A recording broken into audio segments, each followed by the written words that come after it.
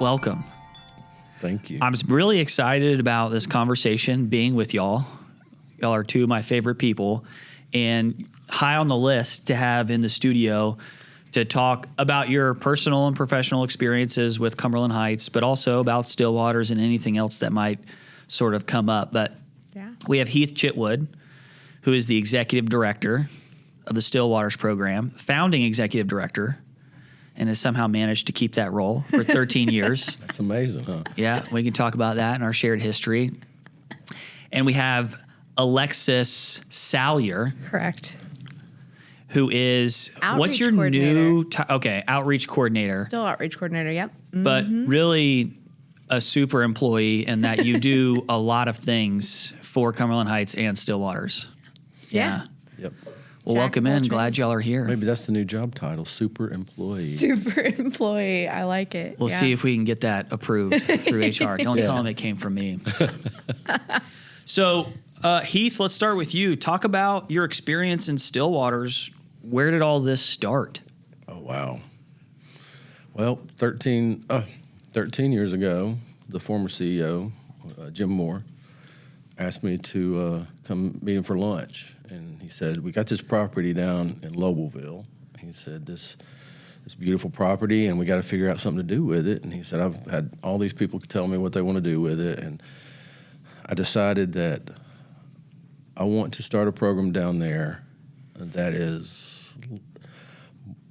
was like what I went through 35 years ago that I got sober in, which was basically a program that was based strictly on the steps, the traditions, the fellowship, spiritual connection, and with a tight community.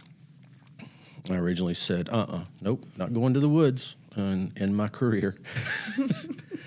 And he said, we'll pray on it and give me an answer by next week. So I did, and I finally came back, and I said, okay, I'll do it. And I had some conditions, and one was that I could bring with me a gentleman that meant a lot to me, and he was working for me at the time, Richard Dorn. And that was one condition. That was the main condition, and I got to basically create this. Me and Richard could create a program we thought that would help get people sober, and more of a traditional type, quote, treatment. And it kind of started from there, Me and Richard went down there 6 months. We sat back to back, we call it, to design the program. And when we finished, we looked at each other and said, okay, what is the goal of this program? When someone finishes this program, what is the goal? And we came up with, we want them to walk out of there having begun to have a spiritual awakening. And we feel pretty good about what we put together, And one of the byproducts that we never would have imagined, and we couldn't imagine at the time, was the intense work that's done there. Created such a brotherhood, and now also a sisterhood, because we have a women's program. And it's been beautiful to watch. It's just been beautiful to watch. So that's kind of how it all came about. He gave me this big framework to work within, and he trusted me and Richard to put this program together. I love the Stillwaters program. It's unique. It is unique. And, of course, you can trace a little bit of your history from the retreat in Minnesota. Yes, and we're a 12-step. I'd like to clarify, we're not your traditional treatment. We are what's called a 12-step immersion program. So we immerse them into the 12-step program. Lifestyle, everything about it is immersion into the 12 steps. When we got started, I went up and I was invited by I called John Curtis up at the retreat, and he invited me up, and he said, come up. And he's a wonderful man. He was one of the founders of the retreat. He's become a major mentor in my life. And he basically said, take whatever you want from this program and use it. He said, you're going to have to adjust it probably for what you need, but take what you want, leave the rest. Just every once in a while, remind people that we helped you out and that you're based on a kind of a retreat model. And some of his guidance in the early years was invaluable to our survival. And I still stay in touch with him, you know. It's been kind of great because I was able to recently give back to him, and we can talk about that later, but he's adopting our recovery coaching program that we created at Stillwaters. So it's pretty nice when you can give back to some people that gave to you so freely. Talk about it now. Oh. Tell me about it. Recovery coaching? Well, I kind of go back. We kind of have to break down to get to recovery coaching kind of how Stillwaters has grown over the years. It's organically grown based on what we felt someone needed. And so we grew from a 30 to 45-day program, you know, to now someone can stay with us, you know, in the Stillwaters brotherhood, sisterhood for up to over a year. And but the recovery coaching program is kind of that last piece that whenever they leave, they can sign up for recovery coaching for 6 months. We have this great recovery coach named Sean Harrell, who is just a magician. Shout out to Sean. We love Sean. We love Sean. I've never met a man that works with newcomers and early recovery guys better than Sean Harrell. And I recruited him, and he has done a phenomenal job with that program. And that's one of the reasons it's become such a success, and the reason, you know, the retreat really was interested in picking it up. That's really cool. So John's considering integrating some of that programming at the retreat. He already is. He's already hired a recovery coach. We sent him our program. Yeah. Said, this is what we do, because when I left there, he sent me his program. Yeah, sure. And he asked for it, and I'm like, I would love to send you this program. So we send him the phase systems and all this kind of stuff that they go through, and he started calling me, and then he hired somebody, and they called me and got with Sean. So they are integrating this into their program. That's really cool. So, simple question: why do y'all think Stillwaters works? Why don't you talk for a minute? Yeah. I think it's the living aspect of Stillwaters. I mean, first of all, it's long term, which is wonderful, as we know. But it's also, you know, it's a minimum of 30 days. We've plenty of people who come in and do 30 days and stay sober long term. So I don't think it hinges on that. But for me, it's the living of the 12 steps. You know, it's the practical application of it. When I'm a Cumberland Heights alumni. I got the best treatment in the world. And at the time, Stillwaters for women wasn't, there's a whole story with that, but, which I'll tell in a little bit. But when I went through Cumberland Heights, and I got out, and I remember stumbling and just trying to navigate how to live a life in recovery, especially as a 21-year-old in a new town. I'd never had any experience developing my own community, just nothing, you know. So I just stumbled for a long time. So I think it's the community, and then that practical application of the steps, and getting to they just get a really a core fundamental understanding, and you know, and then it's more about just continuing what they were doing every day at Stillwaters when they get out, rather than having to take what they learned and start applying it. They just continue applying it. Does that make sense? It's a great summary. Let me tell. I like to describe it as we're not just a 12-step based program. We're a 12-step living program. So they're living everything they do, and that people that have long-term sobriety do every day. They're doing while they're there. So when they leave, it's kind of like, oh, this is what I do. Yeah. I just continue doing what I was doing at Stillwaters. It's a really lateral step, you know? Yeah. I'm going to tell a story, so I think I'm in some ways uniquely equipped to highlight kind of what you guys are talking about by way of, you know, living a 12-step program in a treatment setting, and like really pragmatically for anybody who's curious or listening, really what we mean. Because Heath, you're right. A lot of programs are 12-step based, and it's a beautiful thing about our field specifically in substance use disorder treatment, behavioral health is, there are a lot of legacy programs that have been around for a long time that have really grown in parallel to psychological science broadly. But, I was a patient at Stillwater's 13 years ago. Resident. Excuse me. There you go. See, it's different language. I was a resident at Stillwater's 13 years ago. And I remember, I think I'm going to tell this story, which will be interesting to get chopped up and leveraged in some kind of medium somewhere. But, I remember one of the nights that I was there, my roommate at the time, whom I don't even remember who that was, but I lived while I was there in the main house kind of down the hill on the right-hand side of the entrance. So it's a little cottage, a farmhouse cottage on the Stillwater's property in Lobelville. And at that time, no phones were allowed on site, and this individual had gotten a phone in or whatever. And maybe it was actually an iPod, like the old school, it wasn't even a screen. You had to kind of scroll your finger. It makes me feel kind of old now, right? And it clicked, when you got to the song you wanted or whatever. The shuffle. Yeah, the shuffle. The shuffle. Well, in the iPod, maybe it was, but so that night, it probably was a shuffle or an iPod Touch or something because it had audio and embedded in it. So we were playing music and, just two individuals who needed treatment, who were sick, who were experiencing a substance use disorder, the symptoms associated with addiction, and probably some co-occurring disorders, thought to ourselves, I wish we could take this to the next level. I think that we really wish we could listen to this music a little bit louder. And so the moral of the story is, in my diseased thinking, which sounds like harsh language, but it's language of my tradition of recovery, I thought, I know what to do.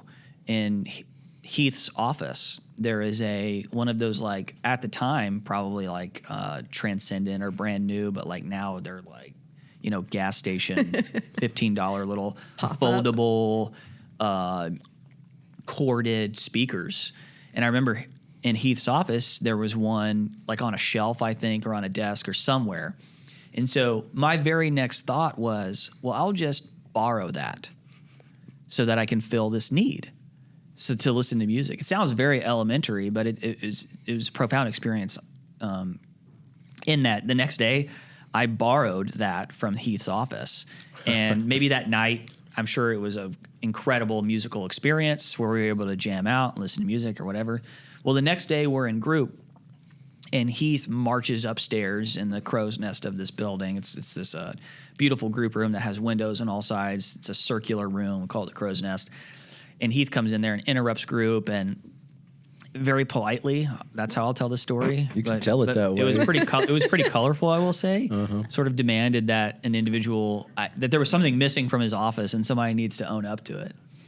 And there was a long pause. And anytime you're caught red-handed doing something, it's just that your body heats up, and I just was I have to own this. And so I raised my hand. And I remember in the moment Heath dismissing, saying, no, Nick, that I don't need you to take up for anybody here. Because I was a good resident. I checked all the boxes, and that's probably a part of my story of some perfectionism and achievement and whatever. But so I went downstairs, and of course he was really disappointed, and we had a conversation. But Heath could have probably kicked me out of the program for something like that, but recognized that it was probably a symptom of my way of being or my lifestyle at the time. So he had me write an essay, which sounds like, I don't know what it sounds like, but I got to tell you what had happened is I never forgot it. Because the essay prompt was, how is this behavior an example of diseased thinking?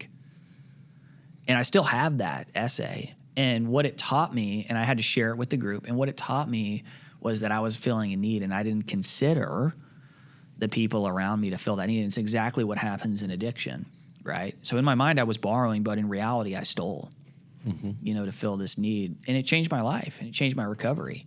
And it was a very impactful moment. And so that's a part of Nick breaking all the rules at Cumberland Heights and being a thief, but being still welcomed as I was and cared for as I needed to be. And that's the beautiful thing about Stillwater's, one of them. Mm-hmm. That's what happens at Stillwater's. Mm-hmm. Yeah, that's the kind of stuff. It's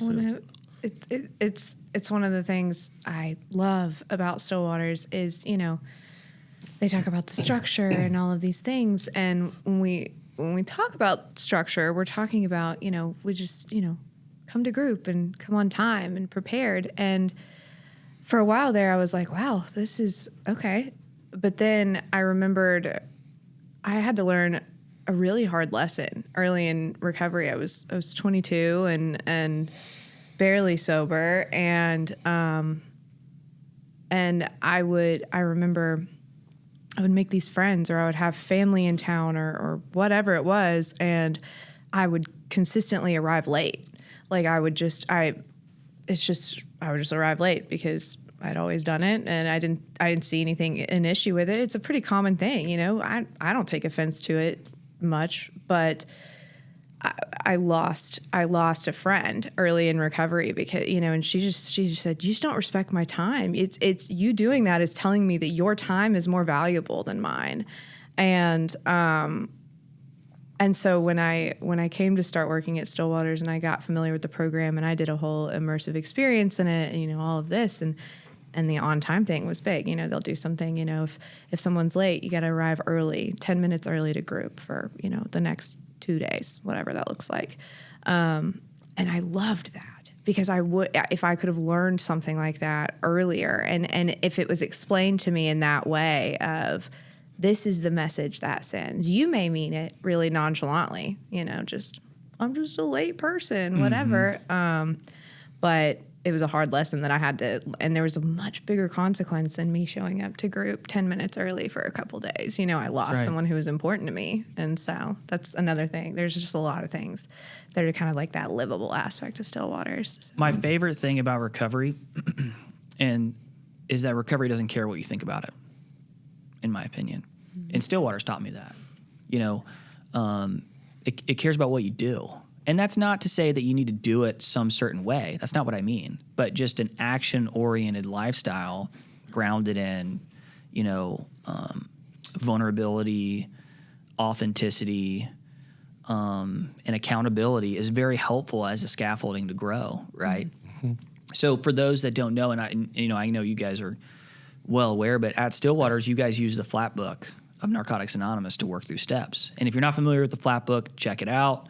The step working guide, it is a beast. In fact, the first step is 69 questions, and it is not a walk in the park. Mm-hmm. And the questions are designed to elicit a response and identifying and helping to begin to construct a relationship with self, others, and God, or your higher power. And what I love about Stillwaters is that's what the groups are focused on oftentimes. And Heath, you can comment about this with Richard in the early days, but the step working groups are often hours and hours and hours long. And what I loved about it was all the peer feedback. So, I presented on my first step. It took maybe 10 hours, I remember. And there were those that were there with me asking me hard questions about some of my answers. And they were highlighting the incongruence between who I was in group and who I presented to be outside of group. Mm-hmm. And what that taught me, what Alexis was highlighting, what that taught me was what recovery is really like, to be known, mm-hmm. and to really invest in intimacy with other men in recovery or other peoples in recovery to help me learn a new way of life, period, right? And so when I left Cumberland Heights, I thought maybe I'll get high again. When I left Stillwaters, I thought I need to get to a meeting immediately. Right? Yeah. And that's not to say that bad treatment happens at different places, but Stillwaters just really gave me an introduction into what it's really like to work step work, mm-hmm. not 20 consequences, mm-hmm. right? And it's not about my insight of how, because there's a lot of people that go through treatment all over the world that are really excited about the potential of being clean and sober and being in recovery, right? But so often those people do not stay clean and sober. Yeah. Right. And so there's a difference there of getting some practice. And that's a beautiful thing that I love about Stillwaters. Yeah. Yeah. Well, when we started, as we were designing the program, I went on a massive search. I wanted the most intense step work we could find because I said, that's got to be the core, you mm-hmm. know? And when I came across the NA Step Guide, nothing compared. I mean, other 12-step programs don't offer anything like that Step Guide. Formal, a formal thing like that Step Guide. And so what we learned to do as we did it was to dissect it as counselors. So when someone is presenting, we've learned how to dissect it, but it also, because the peers have seen it done, everyone that's in that group has seen it done or have presented their first step, it becomes very, very intensive. I mean, it's 69 open-ended questions, like you said. It takes about a week. And your first week there, it's going to take you that long to probably get it ready. And then it's going to be presented, usually it's going to take 8 to 12 hours or more in group to present it. That's how deep of a dive we go in the first step, because we truly believe that when we're looking at a first step problem, especially people that have been to treatment before and wind up with us, it's a first step problem. You know, what's the first step problem? They have not admitted they were powerless and their lives unmanageable. You know, the first step is we admitted we were powerless over alcohol. Our lives have become unmanageable. And if people haven't come to terms with that and truly looked at that deep, and because they say in the rooms, 12-step rooms, that's the only step you have to do perfect. The rest is on a continuum. And so our major goal is to get people through that first step. And it's like when I would do group with somebody, okay, here's how I described it to them. I was like, look, man, you are sitting right now, you're sitting in a dark room, in complete darkness, and you're surrounded by your disease. The darkness is your disease. And it's our job to come in there with lights, flashlights, lanterns, whatever, and to illuminate every dark corner of your disease so you see it truly as it is, and it can't fool you anymore. And so by the time a first step's over, the goal is that this disease has been lit up and the person is able to say, yes, I am powerless and my life is unmanageable. How do you know, Heath? How do y'all know? How do you know that somebody's had that experience in group? Do you know? Yeah, we do. Because because the group decides. The group decides. They know the person as well as we do. And see, another thing about our groups, it's not. I used to see traditional treatment lots of times. It's a what I used to call one-on-one counseling in a group setting, where it's just a counselor pulling out and pulling teeth, and we call it pulling the information out. In our groups, it's the community, it's the peers. So when that first step's over, when they've presented everything, it's based on the group to give a thumbs up or thumbs down, not just the counselor or the person. So we trust the group, and lots of times people will say, no, start over. You didn't do it right. You did not. You haven't done this first step. You've not completed the first step. You're not ready for step 2. Doesn't happen. Do residents ever get upset with that? Oh yeah. Yeah. But usually after about 24 hours of a process through that, because they trust their community, and because they're going to leave this group and then they're going to go outside and they're going to have deeper conversations without staff present. They're right. Like, hey man, this is why I think, that maybe we need to, let's circle back to this or that, and so that understanding is going to come around a little bit. And almost always, once it is done, once they go back into it and come out the other side of it, they can feel it and there's a behavior change, You're talking about the first step, a lot of, at least my experience with the first step, was I had no doubt that I had a drug and alcohol problem. That was not, and so I was so confused when people kept telling me I had a first step problem, because I was like, I promise you, I'm clear, crystal. Right. I've read the step. Yeah. I agree. And I acknowledge. am sold. Right. But I keep ending up here. No one is telling me why. And they're like, you had a first step problem. I'm like, no, I don't. But I did. And it was the second part of that first step. It was the unmanageability. It was, I was interpreting that as, okay, yeah, obviously my life is unmanageable. This is my 3rd time here this year. I have a room in Hazel Hawkins, like assigned. the staff knows me by name just walking across campus at this point. But it was the second part. I was taking suggestions piecemeal. I was, doing this or that, and I was like, I'm not gonna get honest with a sponsor though. I'm not, whatever it was. I thought that unmanageability side, I still thought that I could figure it out. I could do it, and so that is a lot of times something that once they get to the other side of that first step, it's I don't know, it's a behavior change. Yeah. Our case managers, like we do a weekly care manager meeting, and they'll talk about, they don't even discuss recommendations until after a first step's over. It's not even brought up. We don't talk about it. That is so interesting. Nope. They don't discuss it. They don't want to discuss it, because no work's been done yet. They want someone to experience still waters, and that is what experiencing still waters is getting to the other side of that first step. And oh my God, I feel lighter. I don't feel completely light, but I can take a breath, and I feel like I can breathe a little bit, and you feel that relief while you're in a setting. And then they don't even have to push it at that point. Then it's just like, what do you think about this? And it's like, yeah, let's keep going. It's also probably very wise. Mm-hmm.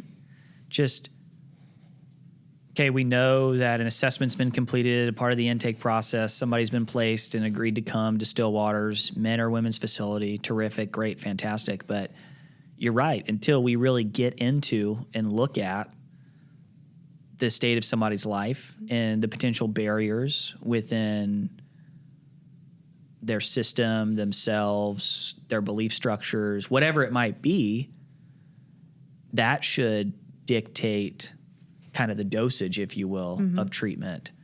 That's really fascinating. Mm-hmm. So to kind of build on top of that, I suppose I have two questions. 13 years later, what does a regular day for a resident look like? And how long, now that you have a work program, you guys can talk about this too, the work program and the extended programs outside of primary, how long are residents usually with y'all in your programs now? What's the standard? What's the tradition? Some people, what's your average length of stay? I would say our average, we don't usually 45 to 60 days, I would say, is our average. But we have so many different options ongoing after. What we call our primary is our first 30 to 90 days. And the goal of that is to get through 5 steps. The goal of that is to get through 5 steps.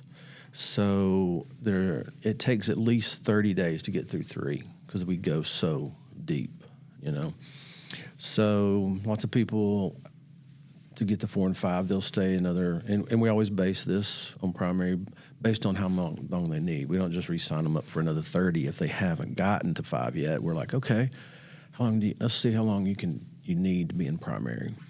Is it 7 more days? Is it 10? Is it 12? And then we kind of base any kind of extension to that portion based on the need because when they get through 5, they're ready. They're either ready for their next phase. And some people, that's we need to go home, get in our aftercare program. Recovery coaching could be a really great option at that point. But those that decide to stay longer, and you'd be surprised how many decide to stay because they want to keep working on the steps. We go into our transitions program. Transitions program is a 90-day commitment. It's after your primary. And what you do really in-depth work on your character defects, okay? And you start getting life skills because this program came about because people were getting out and going to sober living, but they needed some life skills as well. And they had to work on their character defects to have some life skills, So we have them go through financial peace. We've had people get their real estate license, their GEDs. There's a lot of things that we can do within that transitions program to give them the life skills they need for when they get out. And many after that will sign up for the recovery coaching, go to sober living. But there's a few that actually want to stay longer. And so we offer an option of what we call our volunteer work program. and those guys will stay with us an additional 4 to 6 months, and they work 20 hours a week on the property, helping us out, and they get to stay that extra time, and that's kind of how they pay for it or pay back. So it's really kind of it's a volunteer work program. Mm-hmm. Yeah, and so I love that program. Mm-hmm. That piece of it, yeah. It's kind of weird great. because everything that was designed at Stillwaters was based on a need, and some people need longer. That's one of the things is some people just need longer and more work in a safe environment. And the way we combine these 3 programs together, they can do that up to like 10 months. They can stay on property. Now in the transitions and the volunteer work program, they get a little freedom. They get passes. They're given a little more rope. Mm-hmm. Sure. But they can still come back to this safe place after those passes or after that. And then, of course, after that is the recovery coaching program, which is 6 months, and it's amazing. And it's so amazing. People sign up. Sometimes they keep re-signing for a year and a half just because they love that ongoing support. Yeah. And the families love it. Mm. Yeah. I hear we're going to pull some data out of that too soon, which is good. Yeah. Keep on the notice for that. Huh? We're going to pull data out of a lot of things. Yeah. Mm-hmm. When I was at Stillwaters maybe 2 months ago with Joey Darby, and I think we had lunch with y'all, and I hadn't been in maybe a year on site, long maybe actually pre-COVID. Mm-hmm.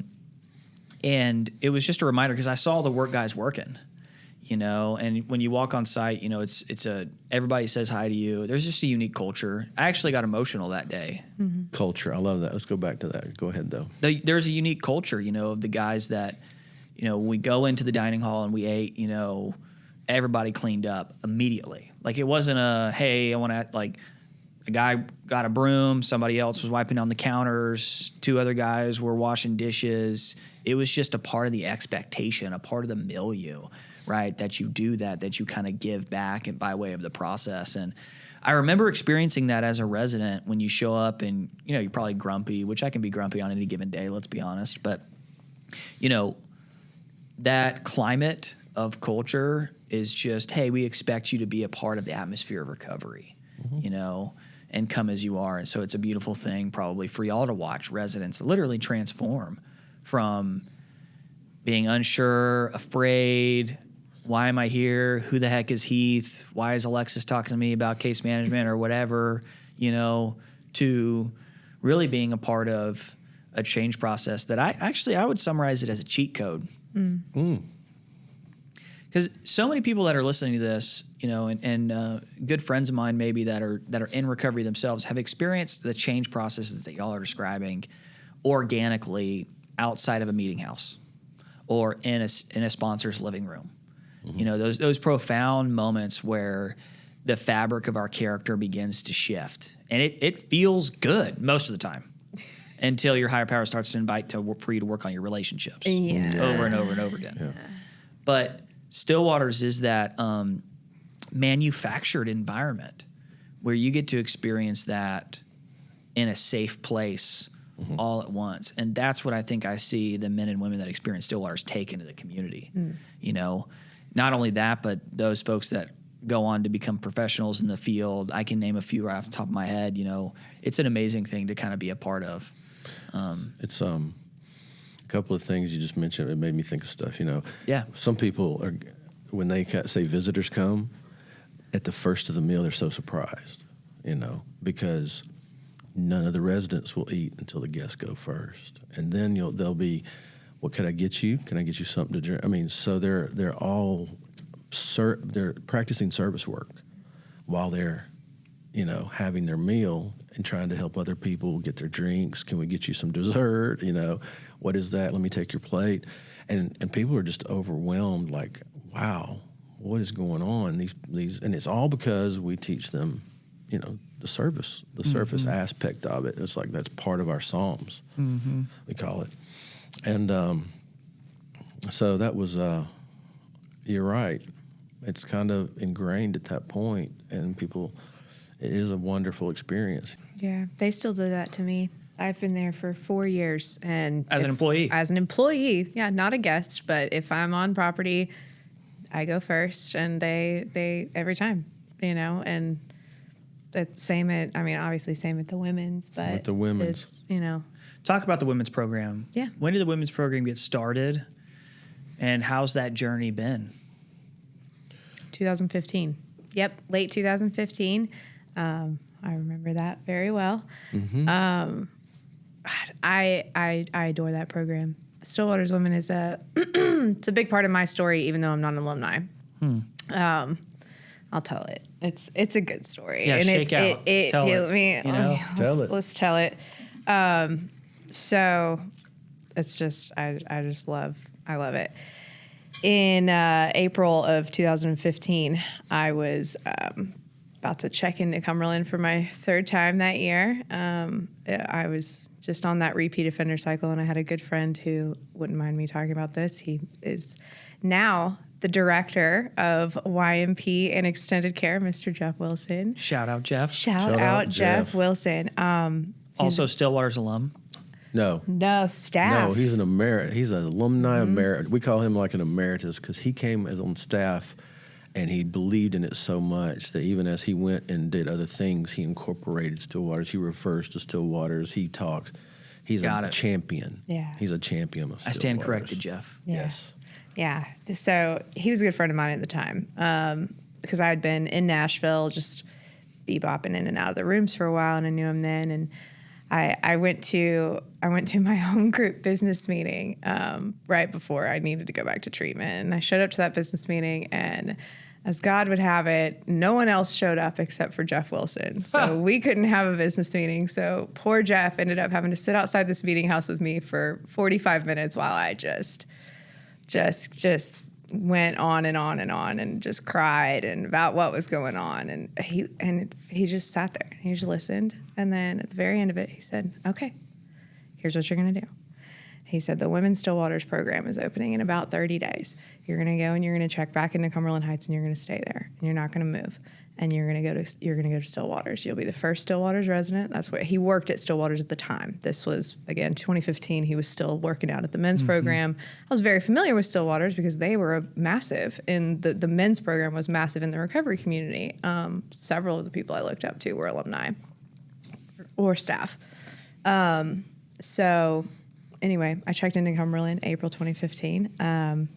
With all intention of being the first. And I was a perfect candidate for it. 3 times 1 year, Melissa was like, yeah, you're going. Sure. Yeah.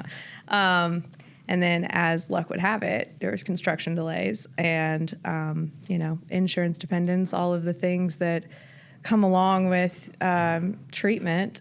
Stillwaters for Women didn't actually open until October or November of 2015. So wasn't an option for me, but I was supposed to be Stillwaters Women's first resident.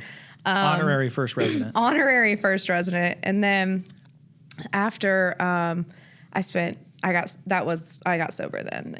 I went through Cumberland and I was done. I finally had that fundamental understanding, and I stayed sober. And I was I'd been sober for a year, maybe 2 years. I was sponsoring women in Nashville, and Stillwater's Women was still very new. What they do for sponsorship today, for the most part, is reach out to past alumni who are still sober and want to stay involved. And so that's who they use for temporary sponsors. But back then, with it being a new program, wasn't an option. So they went to the recovery community, and I was able to sponsor some of the first women to go through Stillwater's. And so some of my earliest sponsees were Stillwater's Women. I did my very first fifth step as a sponsor. Wow. On the porch downstairs at Stillwater's Women. And so that place has always meant a lot to me. And just getting to watch it grow and change, it's designed, the program is the exact same as the men's. It's designed, That's what I was going to ask. How is it different? How is it the same? Same program. Same program. I think the approach is different. I don't know that I would say the approach is the wrong word. Women and men, it's just different, Men, you can kind of just, this is the fact, and women sometimes, at least for me personally, I don't like to speak for other people, but Sure. for me personally, as a woman in recovery, sometimes I had some sponsors that kind of had to sneak in the facts, maybe without me noticing that they were doing it. And as quiet as it's kept, we probably sneak in the facts for men too. We do. Keep going. We do. Yeah. I hear you. But it was in my nature. If someone comes to me, with this hard truth, I'm running or I'm pushing back. One of the two. So I think that may be, but for the most part, no, it's the same. They still, and really that what I'm talking about there, that slight change in approach, I guess, is only in the beginning, because when they get through that first step and they experience learning these facts about themselves and they experience that relief, the doors are open. Then you're in. The doors are open, and you're going, and it's exact same. Motivated. You want to be a part of it. Yep. Yeah. So the alliance might be a bit different. Which is probably different based on the person too, right? Mm-hmm. Here's the way I look at it is like, because in both programs, one thing we haven't mentioned yet is we only hire into these programs front row 12-steppers. Right. It's a John Curtis term, actually. Front row 12-steppers, those that are in recovery, walk the walk, talk the talk, know the literature, home group, sponsor. So the only difference is in how a man works with a man compared to how a woman in recovery works with a woman. Exactly. So there's nuances to that, but the work is the same 12-step, same step guide, the same everything, the groups, the options, the transitions, everything, they match, but it's just the nuance of how women work with women compared to how some men work with men. Does that make sense? Talk about Heath and Alexis, because we've talked about this before, so I'm kind of cheating a little bit, but talk about the challenges of managing programs that are where they are geographically. I'm kind of interested in that. It's a little bit unique. Like the headquarters where we are here for Cumberland Heights Foundation is right outside of Nashville, West Nashville. It's 10 minutes really from the city. Although we're pretty, we're in the country, if you will. But Stillwater's Men is out there in Lobelville, which is a great community. And Stillwater's Women, Pegram. Mm-hmm. And it is also around a bend down a hill, a little bit further yonder. You know what I mean? Mm-hmm. So are there unique challenges related to that, or is it a strength? It's a unique challenge kind of for the men because of the distance. Something that we do at the men's is our schedule, how we schedule. The staff scheduling is. Yeah, talk about that. Staff scheduling is kind of a waterfall scheduling is what you could call it, I guess. I think it's been called a waterfall. Mm-hmm. I call it a waterfall. We'll go with waterfall. It's waterfall scheduling. So what happens, because the men are so far away, they choose to spend the nights there. So they'll spend 2 nights, work 3 days, and before they come back to their homes. Just because to travel, every day would be too much. Every day is too much, so they choose to spend the night there, and which is actually very. It really kind of works magic because the staff lives with the guys for 3 days. Also, and what happens is there's not a shift. There's not like a weekday or weekend shift. Mm-hmm. So when somebody say you get some people coming in on Monday. You got a different person coming in on Tuesday and somebody leaving. So it kind of waterfalls. So every day somebody's kind of leaving and somebody's coming in. Mm. And that makes a continuity where you don't have a substitute teacher syndrome where, somebody's going to try to, play another counselor because they're all communicating in a string. They're all communicating daily so they know where everybody is in their work, where everybody is emotionally, physically, and spiritually. So it's a continuity that's kind of special to that program because of its location. Yeah, the women are more of a traditional scheduling. They're closer in town. Because they're closer. They're closer to in town, but men isn't. Yeah, it's down the holler. It sure is. They found, the women don't run into this issue. They're 10 minutes from Bellevue. They're, they can go to meetings. They're very centralized. But the men's program, it's been 13 years. They figured out what meetings are great in their area. They don't have to drive to Nashville to find really great meetings. We do, because we do want them to get in with that community as well while they're there, because that's where most of our alumni are going to go, is back to Nashville after leaving.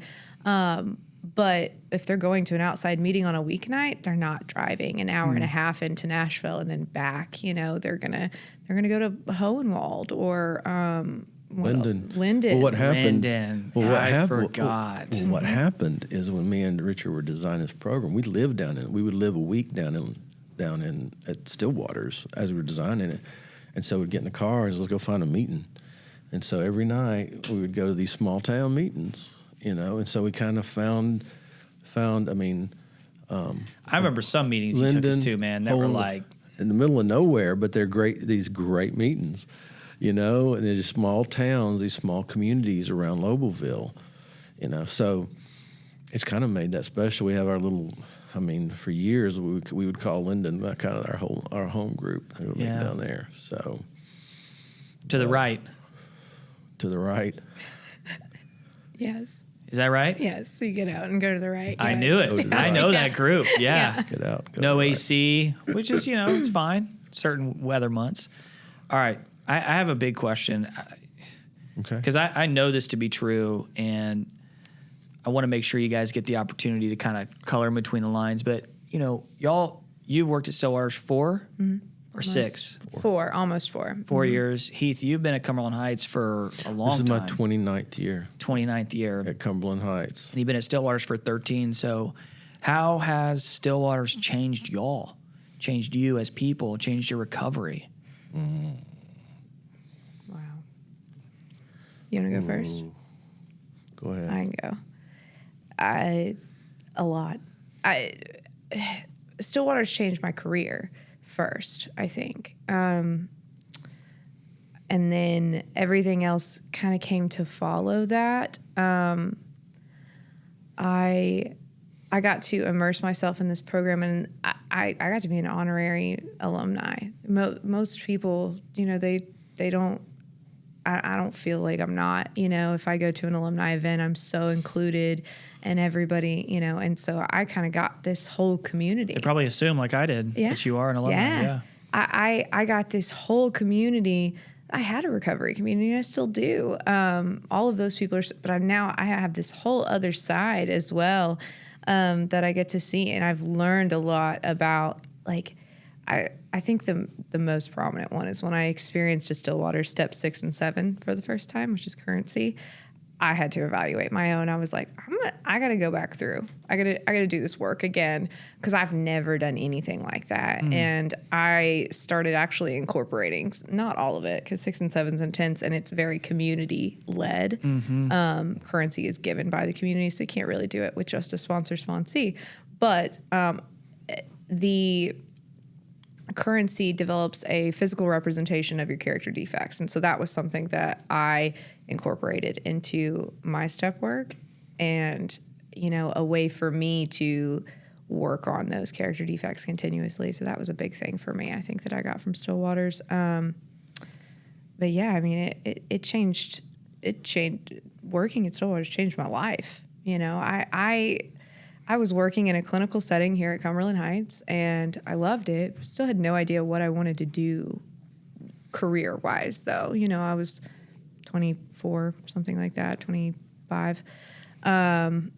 And just I barely gotten into working in. I knew I wanted to work in recovery, but I thought, maybe I wanted to be a clinician or whatever.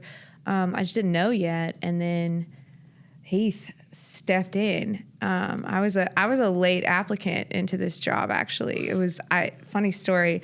So I've always loved Stillwater's. My first fifth step as a sponsor was there, and I worked as an RCA before I worked out at Stillwater's, and so I didn't know that. Yeah, so I was a recovery care advocate for a year here under Casey Hyatt, and I was the women's program RCA.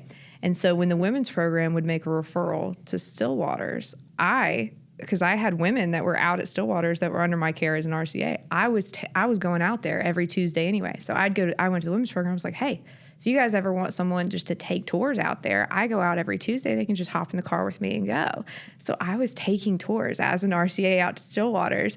And Will Bell, who was my predecessor in this position, he was leaving, and he pulled me aside one day and he said, "Hey, I think you need to apply for this job." And I was like, "I don't know what that job is." I didn't know what an RCA was. I mean, I didn't know what an outreach coordinator was. I was like, "What do you do?" I don't know.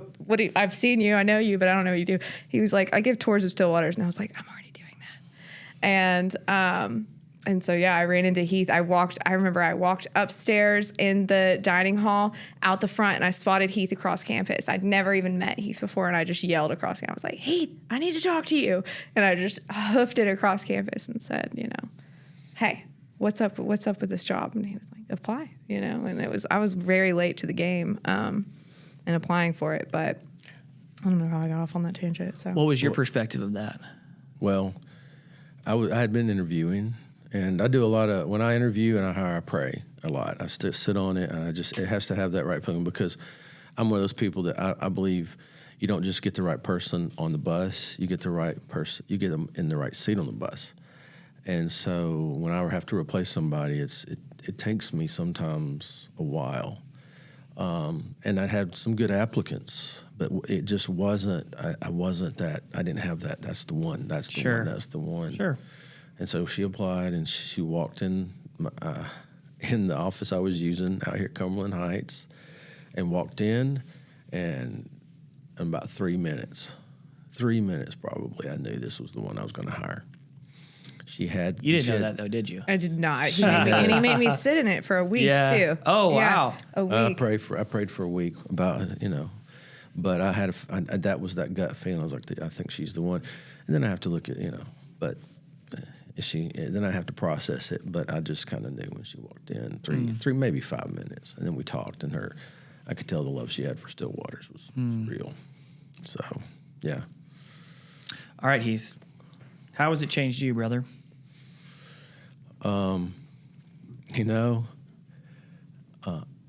Stillwaters I feel like Stillwaters is a legacy for me, and it's changed me, because I'll tell you what my history was long before you, because I've been here a long time. It was an ongoing joke, not a joke, but a statement that said, Heath will give you two great years, and then he'll kind of burn out, and then he'll move on to something else, So I was still that was me trying to find my place in this field. And Stillwaters is the place I'd been looking for. And Stillwaters was the career path that I didn't even know existed, because it didn't until it did. And it is so special to me. It also makes me work a better program. I'm in charge of a 12-step immersion program. So I have to be immersed in the 12 steps. It also has given me there's kind of it's given me a brotherhood too. I'm part of that. I feel part of that brotherhood, and the staff I have are brothers and sisters at their respected environments and their respected programs, and we feel like a family. It's like a big family. When you look at the staff, the alumni, it's a big, huge family. And we didn't have any idea we were going to create that. We had no idea. We had no idea that this culture of this place was going to be what it was. People have tried to copy us, and they can't, because there's a culture that you can't recreate. And it's just this ongoing culture of recovery and service, brotherhood, sisterhood. So it's changed my life. I couldn't imagine doing anything else. I can't imagine you doing anything else either, to be frank. It doesn't seem right, that you'd be in admissions or finance office or anywhere else, right? Fill in the blank. I just want to say that y'all represent Stillwaters so well. When I think about Stillwaters, I think about y'all's faces. I also think about Kimberly. I think about Ed. I think about Jason. I think about Richard, and the people that aren't working there anymore either, right? I think about many others, the characters, and I think about Caleb, who's now in admissions, right? And I think about Tyson. I think about the relationships, those people and the care that they have for those programs, because it really is, it's special work. It's God's work in so many ways. And it's one of the reasons why I'm just so proud to be a part of our team, the greater Cumberland Heights team, just like, there's, I don't know how many people might admit or begin treatment today, probably about 10. And for each of them, they're most likely going through that experience, which we are very familiar with, where, my life's over, or that impending doom in your gut, in your heart, that can paralyze you in a lot of ways. And so many of those folks are going to drive either up the hill through the gate, down the hill through the gate, down the aggregate driveway in Stillwaters, or to an IOP group tonight that hopefully will be able to support them beginning a journey of recovery. Because that's what I tell people all the time, from a treatment perspective. If I meet somebody and I tell them sort of the nature of what we do, and they're, well, that's so interesting. It's like, we really just introduce people to the tools that they need. We intervene, we stabilize, we introduce people to the tools that they need to develop a new way of life. And we try to create an environment, an atmosphere of recovery for them to heal, over time. And it's a special, I think we all have the best jobs in the world for sure. I want to give a shout out to the staff. Please do. Program, because they're the ones that that keep this going. Okay. We have one of the lowest turnovers rates when people are struggling to keep employees. We weren't. People are the people that work at Stillwater are very committed to that mission, and to that vision, and so they're the ones that create this. I don't do it I hope I'm guiding in the right direction, but the ones working the trenches, they are the ones that create this brotherhood and this sisterhood, And here's an amazing thing that I like to share, and I don't know the exact number as of today, but last month, there were 24 employees at Cumberland Heights that were Stillwater's alumni. So what Cumberland Heights or Stillwater's creates is a passion to pay it forward. And that's beautiful. That's one of the most beautiful things. There's so many people that choose to go into this field after they've gone through Stillwater's that I can't even name them.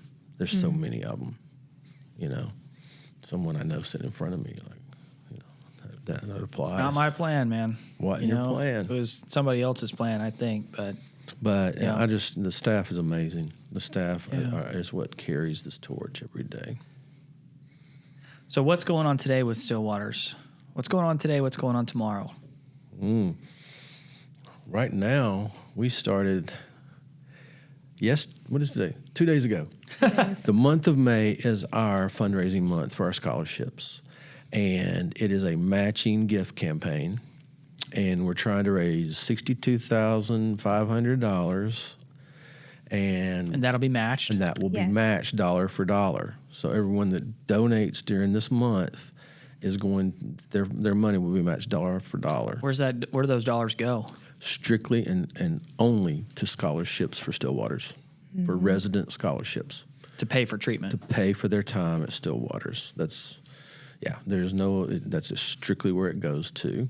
It's also tax deductible, And, last year we had a big goal and we met it. We're we were shooting for 100 and we met it with a little extra. And then this year we've been very lucky to have some amazing matching donors that have put the money forward to say match it and we'll pay. We'll give it dollar for dollar. It's amazing. And we're also during this month, 13th, we're having a fundraising event up here at the Pavilion at Cumberland Heights, River Road. We're having a fundraising event with alumni coming. We provide a taco truck. And it's great. We'll have a speaker. We'll play some music, and it's going to be a fundraising party. Yeah. And that I want to give a shout out to a gentleman named Mason Moore who started that event 4 years ago. 4 years it was 2020. And it was not started as a fundraising event. It was started as, we want to get back together because it's COVID and we miss you. And so come on out to one of the Stillwater specific sober livings that are in Nashville and let's eat some tacos. And so they asked for donations to pay for the taco truck, and they ended up getting more than than the taco truck cost. So they donated it, and then it grew, and then it grew. And last year they raised 10% of that 100,000 we talked about last year from that event, from alumni and that event. And that was started, and this is the first year where Stillwater's has been like, even that's always been all alumni. They run that event, they love that, and that's their thing. So it's great. It's one of my favorite events that we do. It may be the favorite event that we do. The alumni picnic in the fall is also amazing, but that one, because it was so organic. We have a camp out weekend now. It's awesome. Yeah, that's an amazing event. People bringing camping and staying for 2 days basically, and just celebrating recovery. You should come out Friday through Sunday. It'll be we haven't set a date exactly, but I think we're talking about first weekend in October. You come out, you can bring your Airstream. Heath brings his camper. Somebody rented like a big bus RV last year, and then some people just bring tents and come and camp, and we do a whole refresher. So we run groups the whole weekend. I didn't know that. Yeah. So we run groups with alumni, and they get to refresh on. That's one of the things that I've talked to y'all about outside. Obviously, not in this gathering today, but one day it would be interesting for Stillwaters to provide, professional training by way of the groups, from like a wellness perspective, and also our own staff and alumni. There's something there. We're going to be adding to explore. We're going to explore that, and we're going to be adding something like we don't know how that's. We don't know exactly how that's going to look, but we know that something's coming. Yeah, maybe the next step in the whole organic growth of Stillwaters. Yeah. The camp out weekend and refresher sparked from a conversation that all three of us had, because we talked about how we sat down and we were talking about the professional weekend as well, but it was from a conversation of what if they could come back. We have this thing at Stillwaters where if you need a refresh, if you are just out, like I think Heath's told me over the years, people just going through hard times, because just because I'm in recovery doesn't mean life isn't hard. They can come back and they can stay on property for a week, a weekend, whatever, just passing through, and come to groups and sit in, and as long as a relapse hasn't happened, all alumni are welcome to do that. So if you're sober, if you've been sober and you're struggling, you're welcome to come back and take an empty bed for as long as you need to just hang out and do groups with us. And one story, this guy pulled up on a Harley one day. We're like, Bill, what the hell are you doing here? He goes, well, my wife just asked for a divorce, and I thought I needed to get here before I did something stupid. And he stayed with us 2 or 3 days and left in his Harley and dealt with life. And then we've had guys, I remember one story, we had South Florida, a bunch of young men were down there at the time and sober living and sober Stillwaters, and they all took their vacation the same week. They rented a car and they drove up here, straight 13-hour drive, and they stayed their vacation week at Stillwaters to be. I've never heard that. I've never heard doing vacation at Stillwaters. Yeah, that's interesting. They did. That's happened, and a lot of guys. I mean, this happens a lot. Somebody I want to come back and sit in groups, tell my story, hang with the guys, and so come on. Yeah. So from that, camp out weekend happened. It's the same weekend as the alumni event. So you can come to just the alumni event that happens on the Saturday, or you can come for the whole weekend and camp, participate, do groups. It's a great time. That's great. Well, thank you guys for being here. Yeah. I love it. I'm really glad we knocked this out. This is awesome. This was awesome. I must say I was a little nervous. I've never done a podcast, and I'm like, I could do this. It's easy. This is all right. It's just was it okay that we didn't have formal questions? That's always like. Oh, I loved it. Yeah. I loved it. That was, And you, as the moderator, just you asked the right questions as they came. For now, I appreciate we're looking. it. If you're interested, we're looking for a new host of some kind. So no, it's great. It's we're trying to create a good environment for people to be able to have conversations, not only Cumberland Heights centric, but also just behavioral health and wellness perspective. You know, there's a lot that people have to offer by way of their experiences, and we have a lot of friends that are subject matter experts, you know, and the events that we host, the staff that we employ, you know, and some of our community partners, you know, we want to hear from them in a more kind of just structured and inviting environment to share. We think it's a good use of our time by way of trying to just support our community. And, you know, we're coming up on 57 years as an organization, as a nonprofit. You know, I'm which proud. is a special thing. I'm so proud to be a part of Cumberland Heights. I believe Cumberland Heights, personally, is the best treatment in the country. If not, we're one of the best. And I just love that Stillwater's is a part of that. Yeah. I love it. Well, thanks. We're going to have you guys out again. Yeah.